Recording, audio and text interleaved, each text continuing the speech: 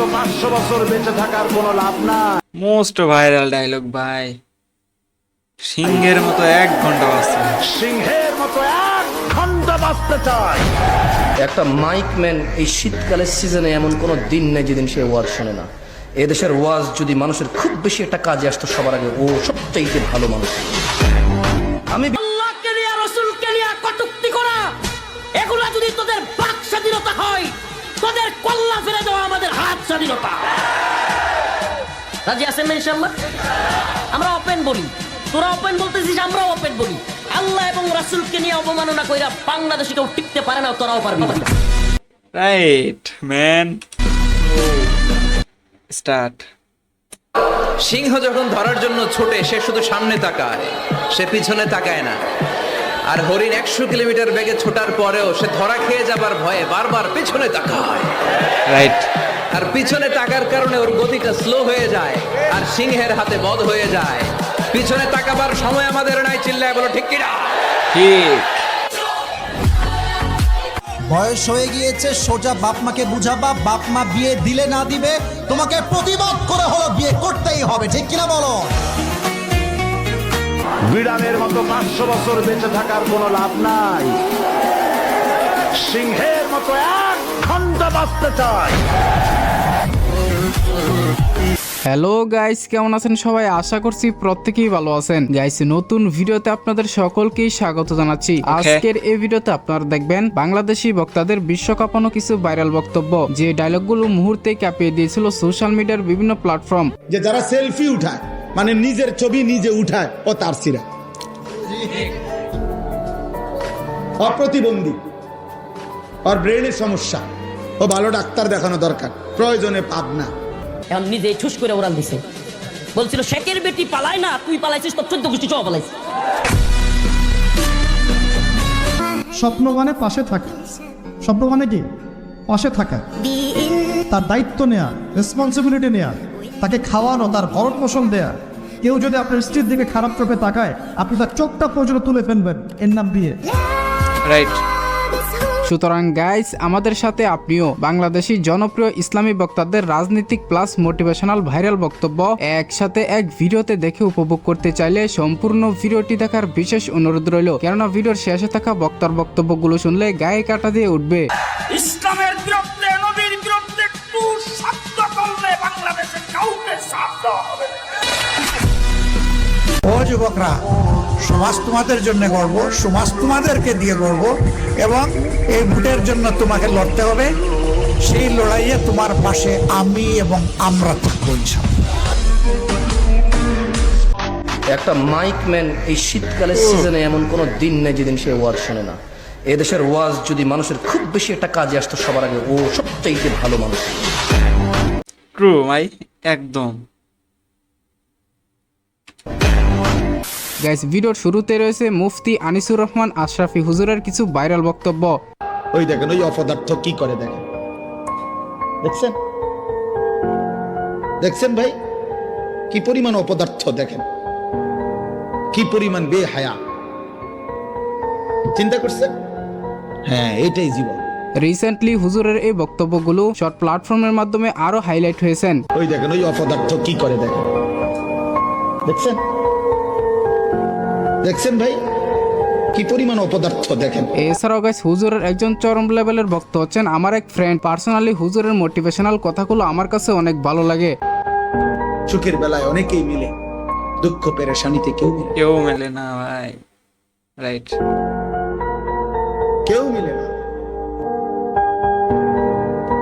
আনিসুর রহমান একদম বাস্তব কথাগুলো তুলে ধরে ভাই। তোমার বাবার চোখ বন্ধ হলে না বুঝবা দুনিয়া কাকে বলে। তোমার বাবার উপার্জন শেষ হয়ে গেলে না বুঝবা দুনিয়া কাকে বলে। তোমার কাঁধে যখন উপার্জনের দায়িত্ব আসবে, তখন না বুঝবা দুনিয়া কাকে বলে, রোজগার কত কষ্ট। তো যাই হোক গাইস, এরপরের লিস্টে রয়েছে মাওলানা মিজানুর রহমান আজহারি হুজুরের কিছু ভাইরাল বক্তব্য। এত মায়া, এত ভালোবাসা কই যাবে? কেউ থাকবে না, সবাই আপনার অন্ধকার কবরে রেখে দিয়ে চলে আসবে। উপরে বাঁশের কঞ্চি, তার উপরে মাটির চাপা, অন্ধকার আর অন্ধকার। এই অন্ধকার যেন শেষ হতে চায় না। শুধুই অন্ধকার, ঠিক কিনা? রাইট। হুজুরের এই বক্তব্যগুলো শুনে হাজারো যুবক তার জীবন পাল্টে ফেলেছে। একটা কথা জীবনের সাথে সেট করে নিতে হবে, আমি জিতি নয় শিখি, আমি কখনো হারি না, আমি কখনোই হারা যাবে না। কখনো হারি না, আমি হয় জিতি নয় শিখি। চিল্লায় বলো ঠিক কি না? আপনি টেনশন করবেন না, আপনি চিন্তা করবেন না, কারণ ফাইন্না মাআল উসরি ইসরা, indeed with every hardship there is ease. প্রত্যেক কষ্টের পরেই আনন্দ আছে না নাই? প্রত্যেক দুঃখের পরেই সুখ দিয়েছে কে? এছাড়াও হুজুরের রাজনৈতিক বক্তব্যগুলো মারাত্মক লেভেলের। প্রতিবেশী দেশকে বলবো, আপনারা নিজের চরকায় তেল দেন, হ্যাঁ? তেল দেন, আপনারাও শান্তিতে থাকেন, আমাদেরকেও শান্তিতে থাকতে দেন। সব চেঞ্জ করা যায়, প্রতিবেশী চেঞ্জ করা যায় না, কিন্তু প্রতিবেশী হলে বন্ধুত্বপূর্ণ আচরণ করতে হয়। প্রতিবেশী যদি বন্ধু না হয়ে প্রভু হতে চায়, এরকম দানব প্রতিবেশী কেউ চায় না। তো যাই হোক গাইস, এরপরে আমরা দেখব আবরারুল হক আসিফ হুজুরের ভাইরাল বক্তব্যগুলো। যেই মেয়ে বলবে আমি কিছু বুঝি না, আমার কেউ নাই, আমি একা, বড্ড একা, ডাল মে কুছ কালা তো জরুর হ্যায় ওয়াহাঁ পে। জাস্টিফাই করবা, বুঝে শুনে বিয়ে করবা। বিয়ে জীবন একবার, এখানে হারলে পুরো জীবন তুমি হেরে যাওয়া। আসিফ হুজুর মূলত বর্তমান জেনারেশনের পোলাপাইনদের লাইফের সাথে মিল রেখে বেশিরভাগ বক্তব্যগুলো দিয়ে থাকেন। যা কপালে আছে আসবে, যা কপালে লেখা নাই তা আসবে না। অতএব যেই মেয়ে তোমাকে ছ্যাঁকা দিয়ে ব্যাকা করে দিয়েছে, ওইটা ভুলে যাও, ওইটা তোমার কপালে লেখা নাই যুবক ভাইরা। এছাড়াও তিনি অনেকটাই মিজানুর রহমান আজহারি হুজুরকে কপি করার চেষ্টা করেন, তবে এটা কোনো খারাপ বিষয় নয়। পুরুষ মানুষের ছ্যাঁকা খাওয়ার কোনো ওয়ে নাই। মেয়েদের জন্য একটা বিয়ে জায়েজ, পুরুষ মানুষের 4টা বিয়ে জায়েজ। ছ্যাঁকা খাইলে মেয়েরা খাবে, আমাদের কোনো ওয়ে নাই। রাইট। এনিওয়ে গাইস, এরপরে আমরা একটু আল্লামা মামুনুল হক সাহেবের গরম লেভেলের ডায়লগগুলোর দিকে যাই। একটা মাত্র জীবন দিছো, আর ওই একটা জীবন দিয়ে আল্লাহ তোমাকে কিভাবে দেখাবো যে আমি তোমাকে আর তোমার দিনকে কতটা ভালোবাসি।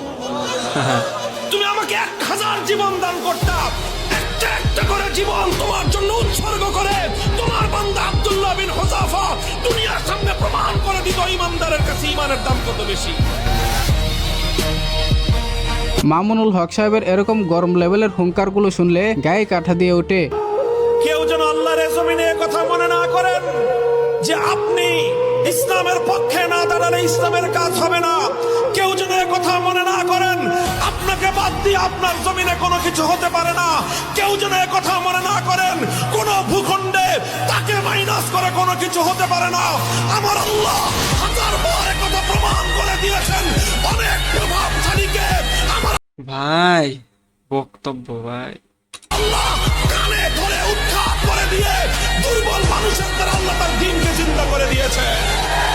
এছাড়া হুজুরের রাজনৈতিক বক্তব্যগুলো ছিল অন্য লেভেলের। এবার ইসলামী দলগুলোর ঐক্যবদ্ধ আন্দোলনের মধ্য দিয়ে গোটা বাংলা সিংহের মতো জনতা জেগে উঠেছে। গাইস, এরপরে আমরা দেখব আল্লামা দেলোয়ার হোসেন সাইদির কলিজা কাঁপানো বক্তব্যগুলো। এ কথা বিশ্বাস করো, বাংলাদেশের মুসলমানদের শরীরে এক বিন্দু রক্ত থাকতে শয়তানের তৈরি করা ধর্মনিরপেক্ষ মতবাদ বাংলার জমিনে কায়েম হতে দেওয়া হবে না, হবে না। আসলে এরকম একটা সাহসী ইসলামিক বক্তাকে হারিয়ে আমরা খুবই শোকাহত। আল্লাহ পাক উনাকে জান্নাতুল ফেরদৌস নসিব করুক, আমিন। বিড়ালের মতো 500 বছর বেঁচে থাকার কোনো লাভ নাই। মোস্ট ভাইরাল ডায়লগ ভাই, সিংহের মতো 1 ঘন্টা বাঁচতে, সিংহের মতো 1 ঘন্টা বাঁচতে চায়। উনার প্রত্যেকটি কথাই ছিল আগুনের গোলার মতো। জামাত ইসলামী এই দেশে নতুন ভুইভোর নয়, এদেশের কচুরি পানা নয়। 1.5 শতাব্দী ধরে জামাত ইসলামী এদেশে কাজ করছে। বোমা মারার রাজনীতি জামাত ইসলামী করে না। যাই হোক গাইস, এরপর আমরা দেখব মাওলানা রফিকুল ইসলাম মাদানী হুজুরের রাজনৈতিক বক্তব্যগুলো। ফজলুর রহমানের মনোনয়ন বাতিল করেন।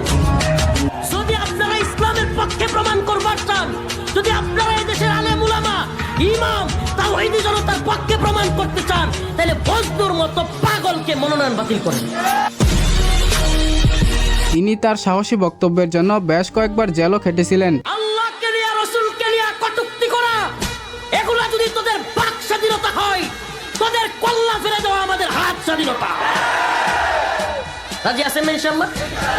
আমরা ওপেন বলি, তোরা ওপেন বলতেছিস, আমরাও ওপেন বলি। আল্লাহ এবং রাসূলকে নিয়ে অবমাননা কইরা বাংলাদেশে কেউ টিকতে পারে না, তোরাও পারবি না। Right man. এমনিতে এই হুজুরের কথাগুলো অনেক ভালো লাগে, আপনার কাছে কেমন লাগে তা কমেন্টে জানাবেন। ডক্টর মোহাম্মদ ইউনূস সাহেব প্রধান উপদেষ্টা এবং তার প্রেস সচিব শফিকুল ইসলাম বিবৃতি দিয়েছে তারা নাকি এই বাউলদের উপর যারা ইয়া করেছে তাদেরকে সারাশি অভিযান চালাবে গ্রেফতার করবার জন্য। হাসিনার বাপের দেশ মনে করতো হাসিনা, এখন যদি ইউনূস সাহেব মনে করে তার বাপের দেশ, হাসিনা তো ভারতে পালানোর জায়গা পাইছে, আপনি আমেরিকা পর্যন্ত যাওয়ারও সময় পাবেন না। গাইস এরপরে আমরা দেখব জামশেদ মজুমদার হুজুরের মোটিভেশনাল বক্তব্যগুলো। মুসলমান হয়ে মরো ভাই, এই যে আগুনে জ্বলে যদি পুড়ে আল্লাহ ছাই করে দেয়, ওটাকে আল্লাহ আবার জীবনের নদীতে ধুয়ে পবিত্র করে জান্নাতে ঢুকাই দেবে। আল্লাহর হয়ে মরো, আল্লাহর হয়ে মরো, সালাত ছাড়া বিকল্প নাই। আমি কি তোমাদেরকে জাহান্নামে ফেলতে আসছি এটাকে মনে করো? আমার নিজের গ্যারান্টি আছে, আল্লাহ আমাকে আশ্রয় দিক। আমি আল্লাহর কাছে দোয়া করি, আল্লাহ আমাকে ও তোমাদেরকে ক্ষমা করে দিক। আমাকে আমার যত গুনাহ আছে, তোমাকে তোমার যত গুনাহ আছে, আমার মতো করে আমার যে যে গুনাহগুলো আছে, তোমার মতো করে তোমার যা যা গুনাহ আছে, আল্লাহ সবগুলো মাফ করে দিক। আমি দোয়া করি। হুজুরের এই অসাধারণ কথাগুলো সত্যিই কলিজায় গিয়ে লাগে। অবশ্যই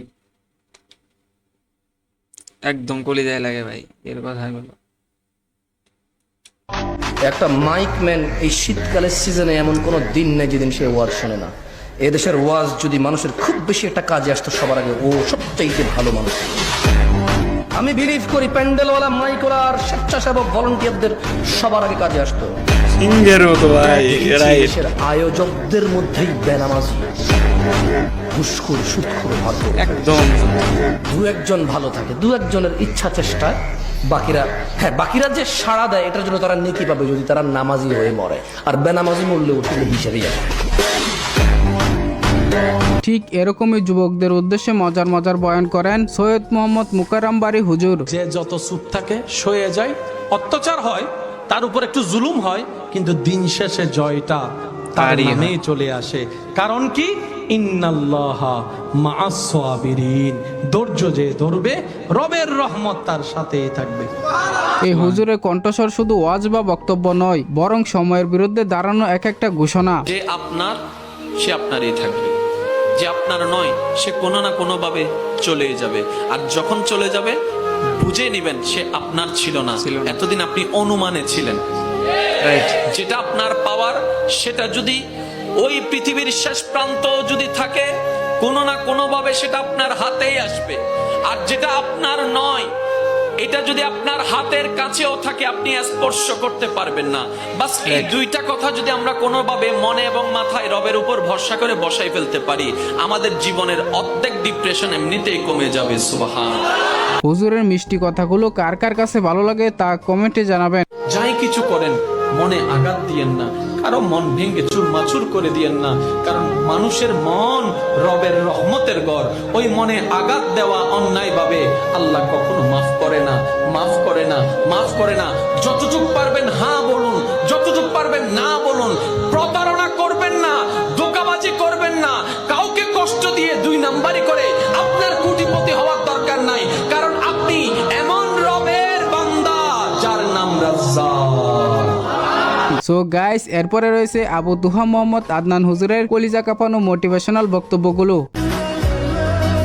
টাকার জন্য যখনই আপনি কারো কাছে মুখাপেক্ষী থাকবেন তখনই সে সুযোগ পেলে আপনাকে দুইটা কথা শোনাই দেবে, হোক সে আপনার শ্বশুর, হোক সে আপনার বাবা, হোক সে আপনার বন্ধু বা যে কেউ। হুজুরের এই অসাধারণ বক্তব্যগুলো শুনে হাজারো মানুষের চিন্তাধারা বদলে যায়। হে আমার প্রিয়তমা, তোমাকে কতদিন দেখি না, তোমার চেহারা কতদিন দেখি না, তোমাকে কতদিন ছুঁইতে পারি না। হ্যাঁ, সবাই বলে তুমি আমার থেকে দূরে চলে গেছো, কিন্তু আমি জানি তুমি আমার কলিজার বক্ষ পিঞ্জরে আছো। যখনই কারো কাছে কিছু পাওয়ার আশা করবেন আপনি কষ্ট পাবেন। কারো কাছে এত বেশি পাওয়ার আশা করবেন না। কার কাছে পাওয়ার আশা করবেন? আল্লাহর কাছে, যে আমি এই কাজটা করছি, আল্লাহ আমাকে পুরস্কার দিবে ইনশাআল্লাহ। আমি আত্মীয়তার সম্পর্ক বজায় রাখছি কেন? আল্লাহর কাছে রিজিকে বরকতের আশায়। তো যাই হোক গাইস, এই ইসলামিক বক্তাদের ভিতরে কোন হুজুরের বক্তব্যগুলো আপনার কাছে সবচেয়ে বেশি ভালো লাগে তা কমেন্টে জানাবেন। ভিডিওটি ভালো লাগলে অবশ্যই একটি লাইক দিয়ে চ্যানেলটিকে সাবস্ক্রাইব করে রাখবেন। অবশ্যই কমেন্টে জানান কোনটা ভালো ছিল। ভাই ইমোশনাল এটা।